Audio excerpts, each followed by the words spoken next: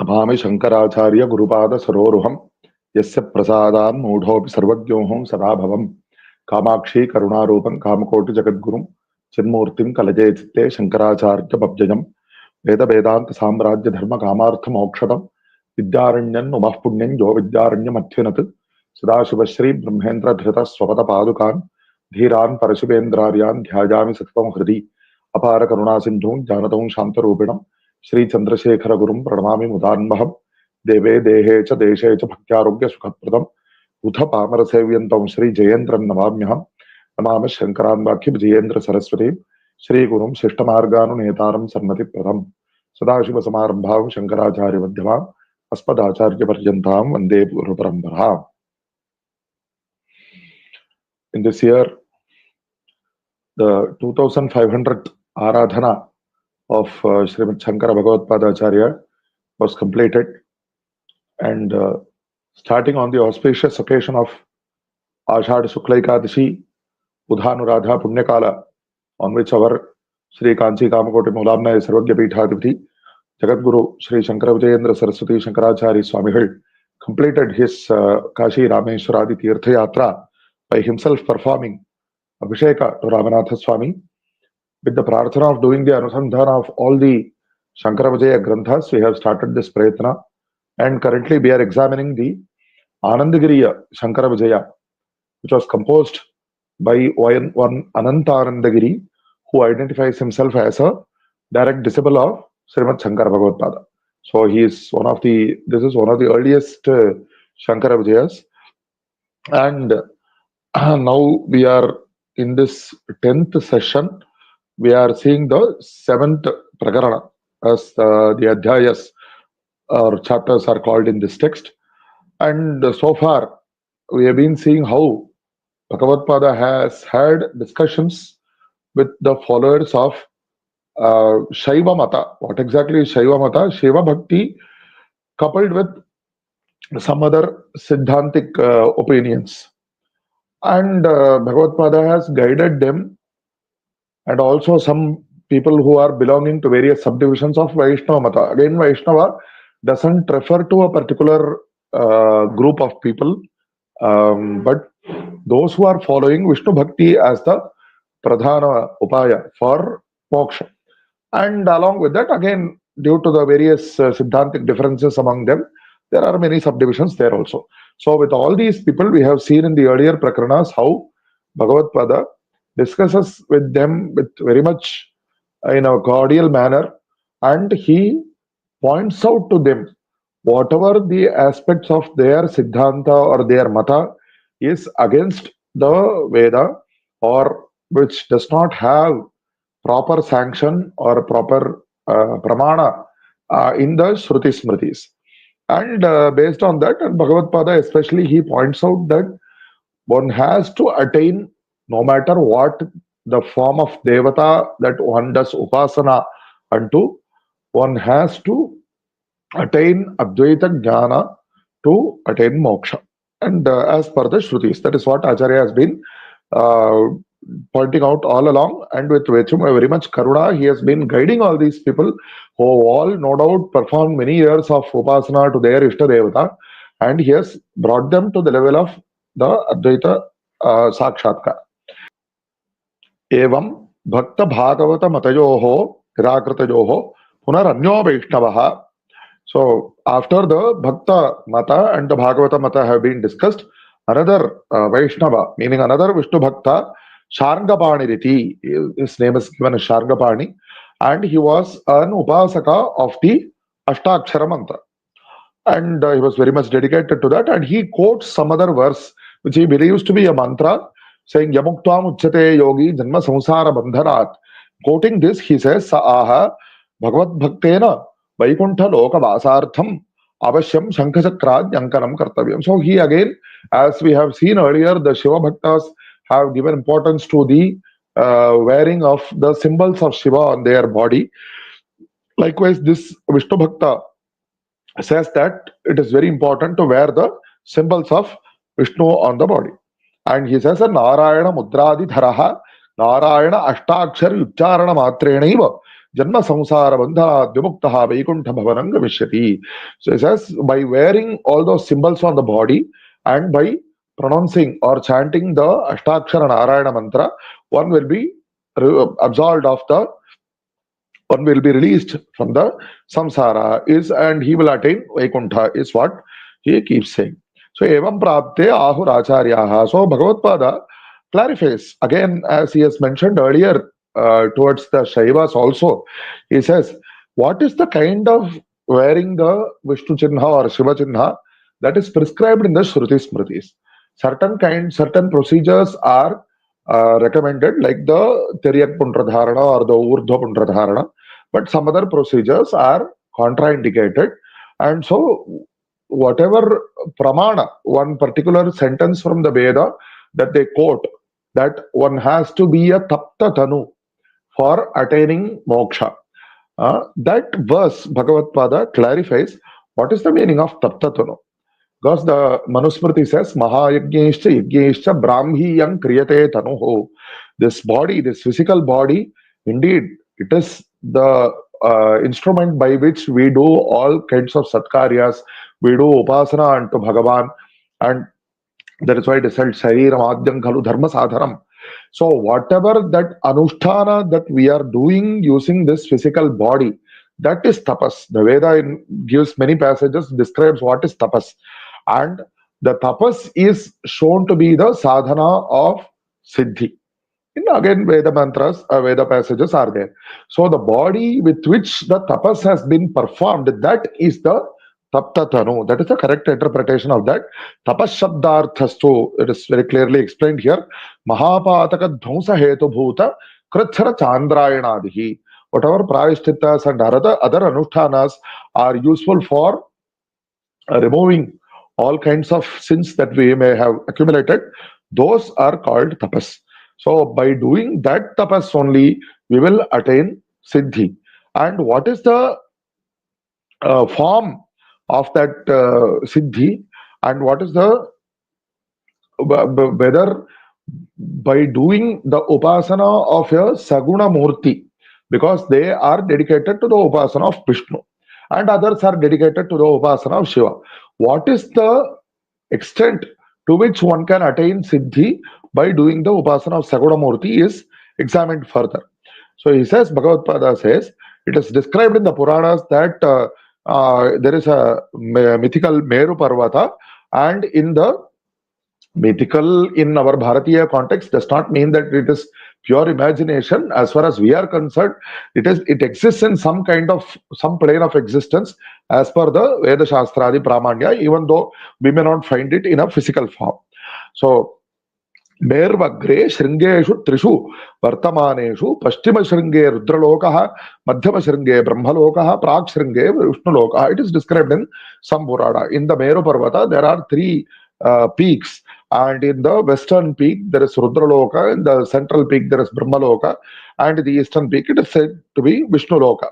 And all the upasana devatas which people perform upasana unto, they reside in these lokas. But these are also having name and form, and whenever and they are also part of the Chaturdasha Bhuvana Prapancha. So when the Chaturdasha Bhuvana Prapancha attains Laya, and all these lokas also have to get dissolved. So how is it possible that attaining these lokas itself is moksha? Because it is also not permanent. And further, we have to understand, there is no pramana by saying that just purely by wearing all these symbols. Yes, wearing some of the symbols in a certain way is definitely prescribed. But the main sadhana through which we can attain moksha or liberation is to realize one's own oneness with the Upasya Devata, whether you call it as or by the name and form of Shiva or by the name and form of Vishnu. We have to realize that we are one in truth, we are one with the Devata. Only then we will attain moksha. So it says, Vishnu Chinha Dharanena Vishnu Samoham Bhavishyami. Iti ched Ankadharana Matrenaiva na Vishnutva Prapti. How can you become Vishnu? Just by wearing the symbols of Vishnu. You have to realize that you are Vishnu. That is what is said in the Shruti Vakyas. And further, Bhagavatpāda also points out an adhikarana from the Upanishads and the Brahma Sutra, in which it is said, this is a very interesting description, a very day-to-day description from day-to-day life, which the Veda itself gives. It is described Kathavalli Upama Prayogaha Kathavalli Kavehe Ayam. It is as if there is a poet within the Kathavalli, the Kathopanishad, which gives this description. When Bhagavan does pralaya samhara of all these worlds, all the jiva rashis who are there in the world, they are all as if they are rice. And there is something, we can't eat plain rice. We need something to mix with the rice, whether sambar or something else, to mix with the rice, and then we will eat rice.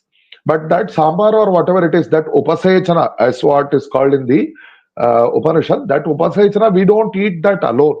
We eat that for the purpose of eating the rice. And because rice cannot be eaten by itself. So, Swayama Anyadana Hetutve Sati Swayamadhyamanatvam. Yes, why should Vedanti Mahatmas be discussing what is the Lakshana of the Upasechana Padartha, which is mixed along with food? Because the Upanishad has given such an example. So, Bhagavan, for him, during the Samhara Kala, all the Jiva Rashis are as if they are rice, and Mrityu, which does samhara of all these things, it is as if it is the sambar or other mixed padartha, and through that Bhagavan dissolves the entire all the jiva rashis, and he dissolves them, and he merges them within his form. That is the samhara prakriya described in the Upanishad. And so this, what does this indicate? Bhagavan has the paramarthika, the higher form of Bhagavan, beyond what you are doing upasana unto. The upasana is done within this particular kala when srishti has been done, the sthiti kala we can call it. But after pralaya, all these forms will not exist. So there exists an Ishwariya form of Paramatma, which is after the pralaya also, it will continue to exist. But whatever we have to attain, whatever we have to merge with, even that form is beyond even this one. So that is nirupadhika. It is totally devoid of any connection with the prapancha whatsoever. And that is the form that we have to realize, to merge with, to attain permanent moksha. Because even this Ishvara form, it is also connected with the prapancha. It creates the prapancha, it destroys the prapancha. So it is not totally devoid of connection with the prapancha. So, but if we want to attain a permanent moksha, a permanent solution, then we have to attain that form of Paramatma, which is even beyond Ishvara, which is Nirupadhika. So, in other Shruti Vakyas, it says, Sarvesham Devanam Atma Ekayanam. It is said in Brihadaranyaka, no doubt. But that it seems to say as if that there are many Devatas, and the Atma is the single Adhara for all these Devatas. But we have to realize that again, this is also referring to the Sthiti Kala only. The actual Nirguna Swarupa of Paramatma is beyond all these. Even the action of Upasana or any other action that you can perform, is that Nirupadhika Swarupa of Ishvara of Paramatma is beyond that. So all these Devata Rupas, whether you want to call it as Vishnu or Shiva, all these Devata Rupas are various forms for convenience of Upasana of the single Paramatma only. That we have to realize. So this is what has been described in much detail in the Upanishads. So it is, we have to, only by realizing that Prapanchatita Swarupa, we can attain moksha. So it is not correct to say that just by wearing all these symbols, we will be, we can cross samsara and attain moksha. So once Bhagavatpāda has advised all this with all the pramanas, and this Sharngapani, he was, he has completed, he has been doing dedicated upasana to Bhagavan Vishnu over so many years. So as a phala paripakva of that upasana by the guidance of the guru, and he realizes that so far he has had some misconceptions, and then he understands that Advaita is the Shrutyartha. Evam upadishtaha Shargapaniriti Vaishnavaha Shri Shankaracharya Paramagurun Natva Swaminne Bhavadupadeshena Kritarthosmi Itah Param Shuddha Advaita Vrittau Soham Bhavana Parilabdha Phala Nirastha Bhida Shankayam Nishchayena Varteham Iti Dandavanna Nama. So he realizes that once his whatever intellectual misconception he had, once that was removed, he says that hereafter I will continuously practice the bhavana that I am one with that Vasudeva. Shuddha Advaita Vrittau Soham Bhavana Parilaptha. So by the fruit of that bhavana, all the Dvaita vasanas that I have will be removed from me. And he did namaskara to Bhagavatpada, and what a great anugraha Bhagavatpada does to him. Acharyaha tam mukto bhava ityavadit. This is the word for that one has to receive from a guru. So once the guru has said this, the receiving the moksha is absolutely confirmed. So that anugraha he got from Bhagavatpada tadanantram. So he later on takes up, later on after this discussion, he takes up not only the upasana of Vishnu to understand that the single Paramatma Tattva is within all these forms. He takes up the Panchayatara Puja, which has already been described in the previous chapters also, to understand that the various forms are the forms of the single Paramatma only. Pancha Puja Naipunya Tripta Sakala Deva Datta Varaha. So whatever the Devata Rupas, each Devata Rupa is prescribed for a particular kind of phala. For example, Vigneshwara, the puja of Vigneshwara is especially prescribed for the removal of obstacles. So whatever the Devata forms are there, he got the anugraha of all the Devata forms of the single Paramatma who is present in all the Devata forms, and he goes back to his village. Swakula Grama Deshasthana Deshasthana Asheshana Evam Achakara. So what the other people who are also in his village and in his region, he taught them that this is the tattva which is shown by Bhagavatpada, and it is the correct interpretation of the Shruti Smriti Pramanas. Anandagiri Kirtau by Prakaranam Saptamam.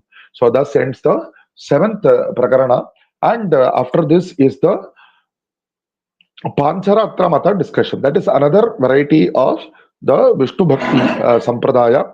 Evam Parihrite Vaishnavapate Punaranyaha Pancharatra Agama Dikshitaha Pratyavatishthate. So another person who was especially who had the Diksha of the Pancharatra Agama, he comes and he objects. Sachu Shankaracharyam, Shri Shankaracharyam Idamaha Swaminne Bhavanatra Agatya Bhakta Bhagavata Vaishnava Mata Nirasanam Kritva Vartate. So you have come here and you have changed all these people, the Bhaktas, the Bhagavatas, and the Vaishnavas, but he is very much proud of the particular tradition of Vaishnava Vishnu Bhakti in which he is involved. So he says that it is important that one has to understand the Pancharatra Agama Siddhanta. So he says that this Pancharatra Agama is the important grantha for Vishnu Bhakti. That is his opinion. And the Ashesha Vaishnava Diksha Karanam. So that is why I am following that Pancharatra Agama, he says. And he says that one of the important principles of the Pancharatra Agama is, as per his, we do not know whether it is actually in the Pancharatra Agama or not, it has to be examined. But he says that because, as we have mentioned earlier, many of these people in those days, and even we can understand that they have had some misinterpretations of what is actually in the text. Beyond what is actually in the text, they have some particular things that we are very particular about. And because of that, they insist on those things. But Bhagavatpada, he points out that these are not actually given in the text, and they are, in fact, so they are baseless. Some of these things are definitely Pramana Bhuta, And so the clarification of this is what is needed here. So Bhagavatpada talks to him and he says, so because he says that other than Vishnu, we do not do upasana of any other devata or any other mantra. That is one important principle he seems to insist on. So that taking that point, Bhagavatpada discusses with him. He says, Acharya ridamuchyate bho Vaishnava samichina muktam bhavata. So again, as mentioned earlier, Bhagavatpada does not assume a confrontational attitude. He says, yes, there is a role for the Pancharatra Agama, the Vaikhanas Agama, so many other Agamas are there. There is a role for the Agamas. There is no doubt about that. So whatever you say that it has to be followed from the Agama, I give respect to that. Vicharyamane Veda Aviruddhatvam Agamesti Chet Tadukta Acharopi Grahyeva Bhavati. So once we examine what is there in the Agama, if it is not conflicting with what is said in the Shruti Smritis, then the Agamokta Achara also should be taken up. So that is why all the procedures of the temples and all these things are given in the Agamas only. And whoever is following the Vaishnava Agama, they will feel that it has been given to them by Vishnu himself. And whoever is following the Shaiva Agama, they will have the tradition that it has been given to them by Shiva himself. So that is connected with their devotion to their Upasya Devata. So now let us discuss what is the meaning of the word Vaishnava. You say that you are the correct Vaishnava. You feel that you are the true Vaishnava because you follow Pancharatra Agama. So what is the meaning of the word Vaishnava? He says, okay, Vishnu Eka Devata Niratah. So again, as I said earlier, I would like to reiterate, whatever is being followed in the Pancharatra Agama today may be different, whatever the Moola Siddhantas, it has to be examined, but this is what in those days they have interpreted, somebody has interpreted like that, and with them Bhagavatpada has discussed it in this way. So Bhagavatpada says, you just consider whether it is correct to say that you should not do upasana of any devata other than Vishnu. Is it correct? So then you tell me, Bhagavatpada asks him, whether Gayatri upasana has to be done or not. Gayatri is another devata, it is a separate devata other than Vishnu, but Gayatri is a mantra which is very important to all of us. So without learning Gayatri, is it permissible to even do Vishnu upasana? So is what Bhagavatpada says. Then you cannot say that it is not necessary to take up Gayatri, because Gayatri is so important to our Vaidika Sanatana Dharma. So he says, the other person, Pancharatra Agamika says, no, as per my tradition, Gayatri is also a Vishnu Shakti.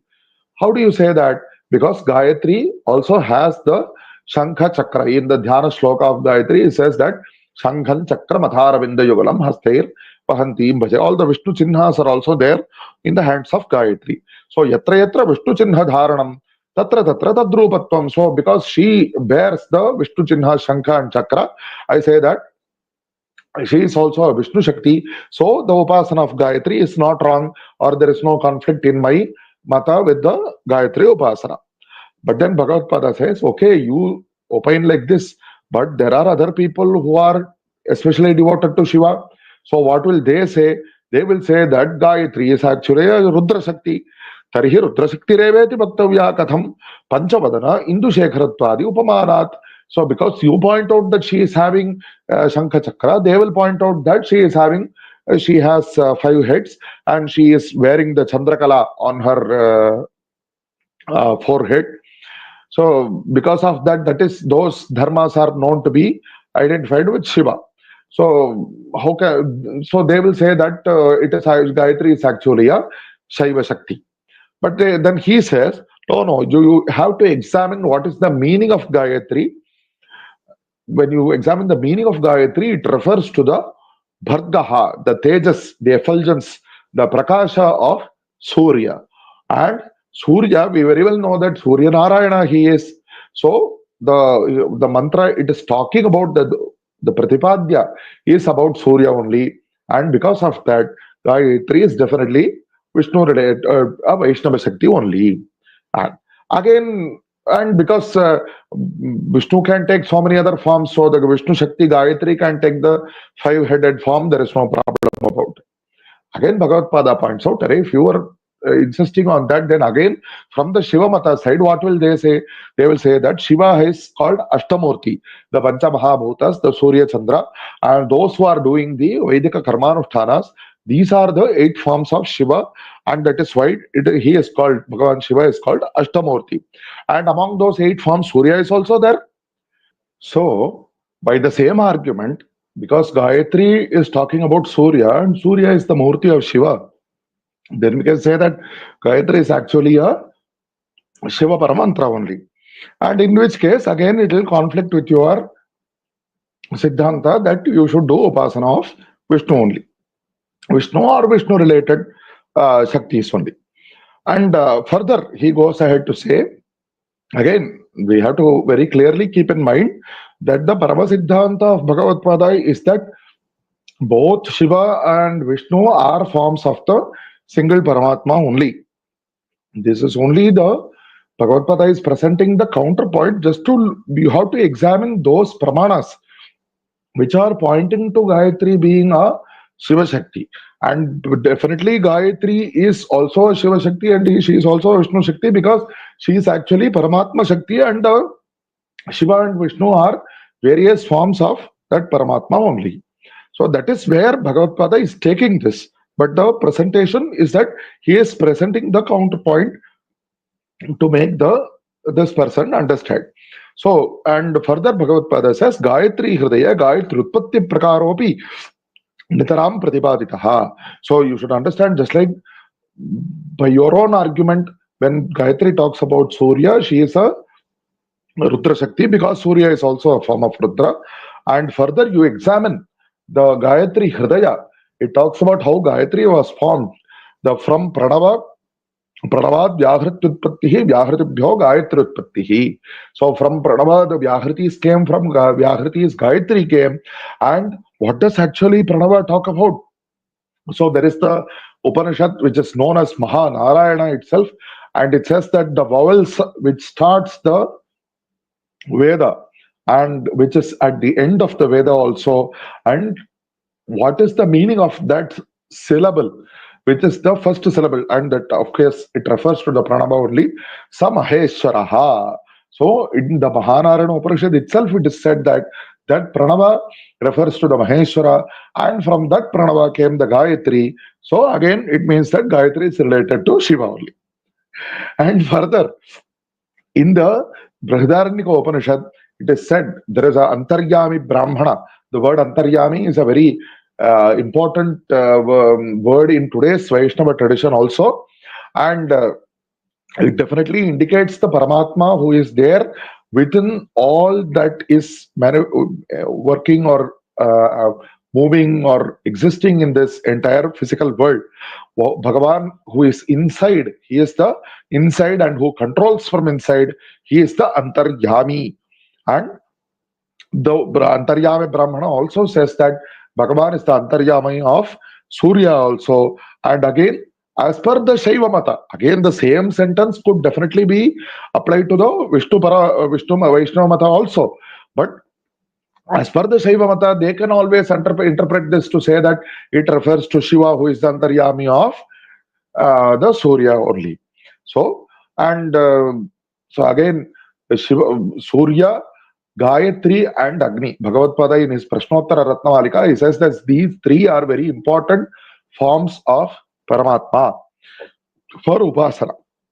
So in that, Gayatri and Surya both have been proven within quotation marks to be related to Shiva only. And again, Agni, he is also one of the Panchamahabhutas, and he is also, as per the Ashtamurti Siddhanta, he is also a form of Shiva. So even Agni Upasana you will have to forsake. If you say that you should not do any Upasana of any Rupa other than Vishnu. So again, the Paramasiddhanta Tatparya of all this is to say that you should not differentiate. You start differentiating, there are so many different kinds of ways to differentiate. So we should understand that whether the Shiva Parashrutis or the Vishnu Parashrutis, they are all talking about the single Paramatma only. And evam Vaishnava matasya. So when Bhagavatpada was explaining all this to the person following the Pancharatra Siddhanta, one Vaishnava, he comes, whose Siddhanta, the Sharngapadi, he left earlier, or he accepted Bhagavatpada's Siddhanta earlier. This is another Vaishnava, he says, see, the Pancharatra is also supporting all the Siddhantas which were mentioned by the Vaishnava earlier, that the Vishnu symbols have to be worn and all that. So, if you don't accept that aspect of Vaishnava Vishnu Mata, then even the Pancharatra Mata would not have any strength. So definitely the Vaishnava Mata has to be accepted. So you see that this is a very dynamic description. So that one Vaishnava Sharngapani accepted Advaita Siddhanta and he left, and Bhagavatpada is talking to somebody else, and in the middle of it, somebody else comes and talks. So this Anandagiri Acharya has observed all these things being along with Bhagavatpada, and he is describing these things. So Bhagavatpada points out to him that, see, I have explained this already. Whatever is as per Veda, that can be taken to be dharma. If something is against Veda, that cannot be considered as dharma, because Veda is the Moola Pramana for dharma. So whatever form of wearing the symbols of Vishnu is acceptable as per Veda, that may definitely be followed. But if something is against the principle of the Shruti Smritis, that should not be observed, is what which we learn from the Dharma Shastra, because it says that Atindriyartha Vijnane Pramanam Shrutirevahi Shrutukta Acharato Grahya hi Agamanam Pramanata. So whatever may be said in the Agamas, yes, the Agamas have certain role to play, but the Moola Pramana for Dharma is Shruti, and again the summary of the Shruti in the Smriti form only. So as per that only we can accept the Pramanya of the Agamas. And so just by wearing these symbols, one cannot attain moksha, is something that we have mentioned earlier also. Jnanadrite moksho nabhavati. So we have to attain jnana to attain moksha, and we have to realize. Bhagavatpada shows some Shruti Vakyas from the Kaivalya Upanishad. Sarva bhutastham atmanam sarva bhutani chatmani sampashyan brahma paraman jati na anyena hetuna. So we have to realize that whatever is there in the creation, that is all in all those things, the Atma Swarupa is there, and all that creation is in fact within the Atma Swarupa only. So when we realize this, we will attain the Brahmavastu, and not by any other way. And again, other verses also from the Kaivalya Upanishad, which say that whatever Jagrat Swapna Sushuptyadi, whatever we see in the waking state, the dreaming state, or the deep sleep state, whatever we see, all that is Brahmaswarupa only, and that is my form. We have to realize that Brahma ahamiti jnatva sarva bandhai pramuchyate. And this is what is shown by the Shruti Smriti. So we have to realize that it is important, whatever is Shruti Smriti Vihita Vishnu Chinha or Shiva Chinha, we can accept, and the Agamas definitely have a role to play. But the Parama Moksha Marga is to realize that one is abhinna with Bhagavan Vasudeva. So by this Upadesha of Bhagavatpada, Madhavaha Swakulagrama Deshavasibhisaha Shuddha Advaita Vrityam Prapya. And this is very important to note here. This Madhava, who was following the Vishnu Mata, he, along with the people from his village and his region, they all accepted the Advaita Siddhanta.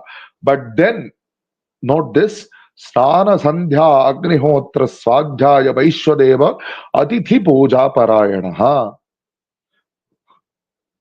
So nowadays, it is quite common to see that Vedanta philosophical Upadesha is done, removed away from, because saying that we have to attain detachment, it has become detached from the Karmanushthanas. But that is not how Bhagavatpada and all the Sampradayika Acharyas have taught it. We have to attain, yes, Siddhanta is Jnana Devatu Kaivalyam. Jnana is the only path for attaining moksha. There is no doubt about it. But To attain that jnana, we have to do karmanusthana, and there is absolutely no excuse for that.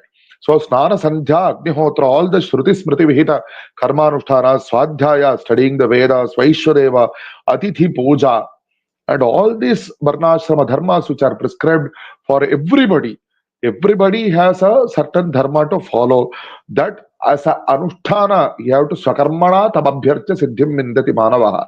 So that dharma anusthana is important, and only through that anusthana we will attain the brahmatmaikya darshana. Sarva jagadrupena avagatam brahma tadevaham asmiti dhyatva mukto bhavat. So once a person does this anusthana, then they will acquire the Brahma Jnana of seeing that Brahma Vastu in all the things around him, and through that they will attain moksha. Anandagiri Krutau Ashtamam Prakaranam. So we will stop here, and by Bhagavad Kripa, we will continue in with the further part of the text in another session. Hara Hara Shankara, Jai Jai Shankara, Sarvabhyapaka Chaitanya Rupena Adyapi Tishtati Seva Shankaracharyo Gurur Mukti Pradasatha.